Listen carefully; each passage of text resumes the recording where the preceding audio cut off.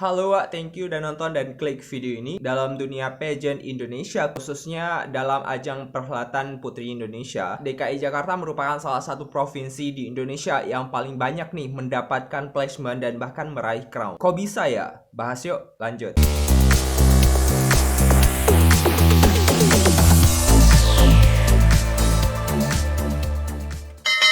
Nggak bisa dipungkiri bahwa setiap tahun DKI benar-benar merupakan provinsi yang punya wakil yang siap tanding banget. Dan bahkan DKI merupakan salah satu provinsi di Indonesia yang benar-benar mengeluarkan kandidat yang super duper kece-kece badai. Placement yang banyak ini tentunya didapatkan karena peluang dari DKI itu benar-benar besar dan gede banget di ajang Putri Indonesia. Muncul pertanyaan, kenapa SAS DKI ada 1-6 dan bahkan lebih dari 1 nih dibandingkan dengan daerah lain? Mungkin beberapa orang berpemikiran bahwa ini sesuatu yang gak adil ya kan Wak, tapi ada beberapa pertimbangan nih yang dilakukan oleh Yayasan Putri Indonesia. Kenapa mereka membuka pendaftaran dari DKI 1 sampai dengan DKI 6, yaitu ada 6 SAS untuk daerah ibu kota Jakarta. Untuk alasan yang pertama, DKI merupakan daerah prioritas, di mana ini merupakan ibu kota dari Indonesia. Nah, karena memang merupakan ibu kota Jakarta, tentunya banyak banget nih peluang bagi gadis-gadis yang tidak berasal dari Jakarta asli, tapi kayak pendatang nih ke Jakarta, dan bisa aja mereka mewakili SAS dari Jakarta itu sendiri. Jadi kalau misalnya SAS DKI hanya 1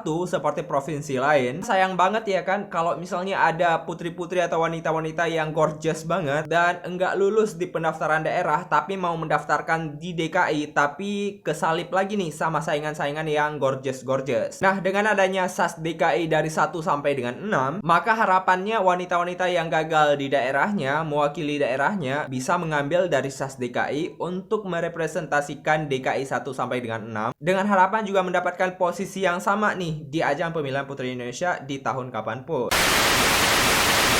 Alasan kedua yang based on pandangan gua, karena memang persyaratan Putri Indonesia itu hanya boleh 1 kali join untuk ajang nasional, maka sayang banget nih kalau misalnya ada wanita-wanita yang punya peluang di tahun tersebut tapi gagal mendapatkan SAS di daerahnya masing-masing. Karena memang mereka masih diberikan peluang untuk bertanding dan juga memakai SAS DKI, maka mereka bisa ngambil jalur ini untuk mendaftarkan diri untuk sama-sama berlaga di ajang Putri Indonesia di tahun-tahun berikutnya. Tapi tetap aja ya kan Wak, karena memang ini DKI punya 6 nama, jadi kelihatannya dengan pandangan kita yang mungkin fanatik ke daerahan, ya mungkin agak sedikit keberatan kalau misalnya ada DKI 1 sampai dengan 6, dan bahkan kalau misalnya DKI itu benar-benar memenuhi kriteria YPI semua. Misalnya dari DKI 1 sampai dengan 6 layak untuk place di tahun tertentu, maka daerah lain cuma punya kesempatan 4 placement doang nih. Tapi gua rasa ini tuh nggak mungkin banget dari DKI 1 sampai dengan 6, dan belum ada sejarahnya DKI 1 sampai dengan 6 place berjamaah. Tapi ada hal yang paling mengejutkan Wak, dimana kalau misalnya gua bilang tadi belum ada sejarahnya DKI place berjamaah, maka DKI pernah merasakan unplace berjamaah di tahun 2020 kemarin tuh. Kenapa itu Bu? Kenapa? Kalau kata Uni Wulan, well sebenarnya gua bener-bener kayak kecewa banget karena ada 2 kandidat gua di tahun 2020 yang benar-benar gua jagokan untuk ke top 10 saat itu. Saat itu gua benar-benar jagoin Hillary Masrin dan juga Stephanie Cecilia Munte untuk melaju ke top 11. Ya kembali lagi mungkin di persaingan tahun 2020 benar-benar ketat banget nih untuk kategori Mega Tera Giga favoritnya. Jadi Hillary dan juga Stephanie Cecilia Munte harus bisa memendamkan rasa keinginan untuk berada di top 11 dan menerima kenyataan bahwa mereka harus mentok di top 39 finalis Putri Indonesia tahun 2020. 2000 years later.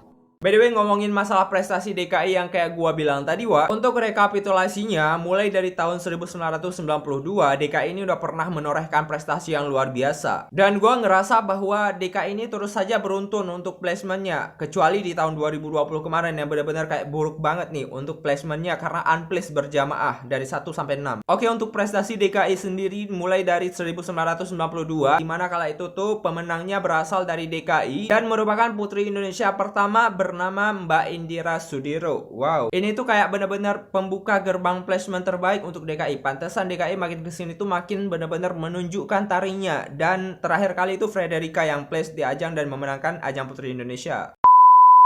Untuk sejauh ini DKI Jakarta udah pernah meraih beberapa placement dan rekapitulasinya tuh seperti ini. Dari semenjak Yayasan Putri Indonesia mengadakan event pemilihan Putri Indonesia, DKI Jakarta udah pernah meraih kurang lebih 10 kali kemenangan untuk SAS DKI Jakarta menggunakan mahkota Putri Indonesia. Kemudian DKI juga pernah merasakan 5 kali runner up 2, 10 kali top 5, 25 kali posisi di top 10 dan juga top 11, dan juga 25 kali merasakan adanya award yang diberikan oleh Yayasan Putri Indonesia melalui putri-putri terbaik dari DKI Jakarta. Tapi balik lagi karena memang DKI punya SAS dari 1 sampai 6, jadi peluangnya agak tinggi nih. Dan semua yang gua rekapitulasiin tadi adalah rekapitulasi dari DKI 1 sampai dengan 6. Ya mungkin kalau dikerucutkan jadi personal DKI-nya mungkin nggak akan sebanyak ini sih. Balik lagi ke topik tadi, di mana kekalahan dari DKI di tahun 2020 yang unplaced berjamaah, kayaknya tahun ini benar-benar wakil DKI bakal balas dendam nih. Dan waspada aja, wakil DKI kali ini bakalan unplaced berjamaah kah? Atau mungkin bakalan memenangkan lagi mahkota dari Putri Indonesia? Karena siklusnya dimulai dari Bunga Jelita Ibrani 2017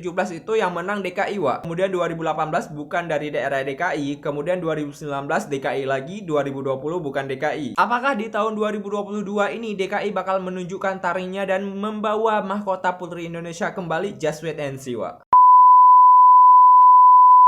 ke poin tadi, ini hanya cocokologi. Gimana sih perkataannya?